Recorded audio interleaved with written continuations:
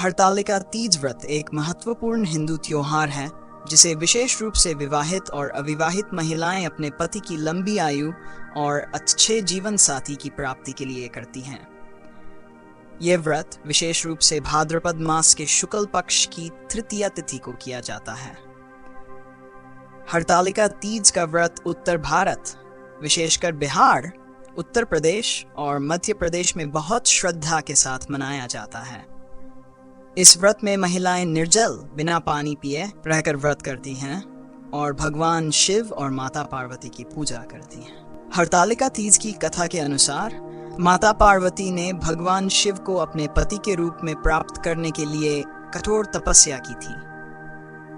इस तपस्या के दौरान उन्होंने अन्न जल का त्याग किया और केवल भगवान शिव की भक्ति में लीन रही। उनकी तपस्या को देखकर भगवान शिव प्रसन्न हुए और उन्होंने माता पार्वती को अपनी पत्नी के रूप में स्वीकार किया। ये व्रत उसी तपस्या की याद में किया जाता है। हरतालिका तीज व्रत विधि, स्नान और संकल्प। इस दिन महिलाएं प्रातःकाल स्नान कर व्रत का संकल्प लेती हैं। वे ये व्रत पति की लंबी आयु और सुखी वैवाहिक जीवन के लिए करती हैं। अविवाहित कन्याएं भी इस व्रत को अच्छे पति की प्राप्ति के लिए करती हैं। पूजन सामग्री की तैयारी। हरतालिका तीज की पूजा के लिए मिट्टी या बालू से भगवान शिव, माता पार्वती और भगवान गणेश की मूर्तियां बनाई जाती हैं। इन मूर्तियों को सुंदर वस्त्र और आभूषणों से सजाया जाता है। पूजन सामग्री में कुमकुम, अक्षत चावल, फूल, धूप, दीप, नैवेद्य, भोग, फल, पान सुपारी और सुहाग की सामग्री जैसे चूड़ी, सिंदूर आदि शामिल होते हैं। 3. व्रत कथा का श्रवण। पूजा के दौरान हरतालिका तीज की कथा का श्रवण किया जाता है। ये कथा भगवान शिव और माता पार्वती के मिलन की कहानी है, जिसमें माता पार्वती की कठोर तपस्या और भगवान शिव की कृपा का वर्णन होता है। पूजन विधि। भगवान शिव, माता पार्वती और भगवान गणेश की मूर्तियों की स्थापना करने के बाद धूप, दीप, नैवेद्य आदि से उनकी पूजा की जाती है। पूजा में माता पार्वती को विशेष रूप से श्रृंगार की वस्तुएं अर्पित की जाती हैं। इस दौरान महिलाएं पूरे मनोयोग से पूजा करती हैं और भगवान शिव से सुख समृद्धि की कामना करती हैं। निर्जला व्रत। इस व्रत में महिलाएं पूरे दिन निर्जला व्रत रखती हैं, अर्थात बिना पानी पिए रहती हैं। ये व्रत बहुत कठोर माना जाता है और इसे महिलाएं अपनी श्रद्धा और भक्ति के साथ करती हैं। रात्रि जागरण। हरतालिका तीज व्रत में रात्रि जागरण का भी महत्व है। महिलाएं रात्रि में भगवान शिव और माता पार्वती के भजन गाती हैं और उनकी कहानियां सुनती हैं। व्रत का पारण। अगले दिन सुबह स्नान आदि करके पूजा की जाती है और व्रत का पारण समाप्ति किया जाता है। व्रत समाप्त करने के लिए भगवान शिव, माता पार्वती और गणेश जी को प्रसाद अर्पित कर परिवार के सभी सदस्यों में बांटा जाता है। हरतालिका तीज का व्रत न केवल पति की लंबी आयु के लिए किया जाता है, बल्कि यह व्रत पारिवारिक सुख, शांति और समृद्धि के लिए भी किया जाता है।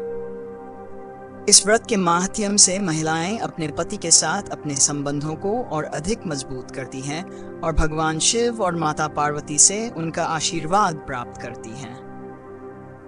अविवाहित कन्याओं के लिए यह व्रत अच्छे वर की प्राप्ति के लिए महत्वपूर्ण माना जाता है। हरतालिका तीज का व्रत महिलाओं के लिए एक महत्वपूर्ण धार्मिक अनुष्ठान है जो उन्हें मानसिक और आध्यात्मिक शक्ति प्रदान करता है। इस व्रत के माध्यम से महिलाएं भगवान शिव और माता पार्वती की कृपा प्राप्त करती हैं और अपने वैवाहिक जीवन में सुख और समृद्धि का अनुभव करती हैं। हिंदू पौराणिक कथाओं में एक महत्वपूर्ण स्थान रखती है और इसे विशेष रूप से भाद्रपद मास के शुक्ल पक्ष की तृतीया तिथि को मनाया जाता है। ये कथा माता पार्वती और भगवान शिव के प्रेम और तपस्या की कहानी है। बहुत समय पहले राजा हिमालय और रानी मैनावती के पुत्री पार्वती ने भगवान शिव को अपना पति मान लिया था। पार्वती का ये निश्चय बहुत दृढ़ था और उसने भगवान शिव को प्राप्त करने के लिए कठोर तपस्या की योजना बनाई। राजा हिमालय और रानी मैनावती इस निर्णय से अज्ञात थे और उन्हें इस तपस्या के बारे में पता नहीं था। पार्वती की तपस्या।